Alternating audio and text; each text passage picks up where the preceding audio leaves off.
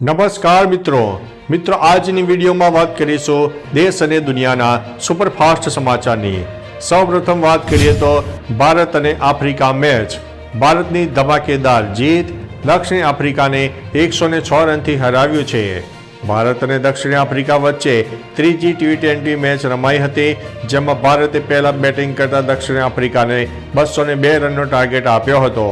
ભારત આ મેચ 106 રનથી જીતી ગયું છે। દક્ષિણ આફ્રિકાની ટીમ માત્ર 95 રન જ બનાવીને ઓલ આઉટ થઈ ગઈ હતી। ભારત તરફથી સૌથી વધુ 5 વિકેટ કુલદીપ યાદવે લીધી હતી। આ સિરીઝમાં ભારત અને આફ્રિકા 1-1ની બરાબરી પર રહ્યા છે। અન્ય મહત્વના સમાચારની વાત કરીએ તો અભિનેતા શ્રેયસ તલપડેને આવ્યો છે હાર્ટ એટેક।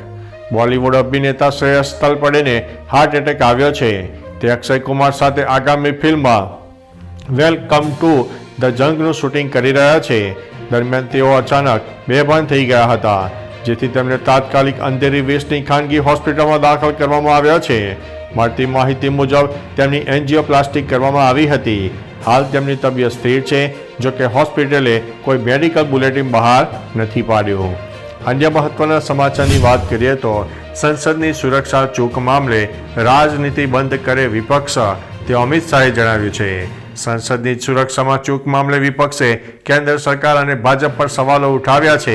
તેના પર કેન્દ્રીય ગૃહમંત્રી અમિત શાહે કહ્યું છે કે સુરક્ષામાં કોઈ ક્ષતિ ન થવી જોઈએ। આ ચૂકને દૂર કરવાની જવાબદારી આપણી છે।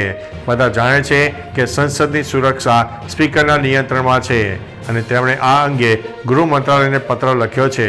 વિપક્ષ આ મુદ્દે રાજનીતિ કરી રહ્યો છે। આ મુદ્દો રાજનીતિ કરવાનો નથી। તો ચાલો મિત્રો, ફરીથી દેશ અને દુનિયાના સુપરફાસ્ટ સમાચાર લઈને મળતા રહીશો। ત્યાં સુધી અમને રજા આપશો। નમસ્તે।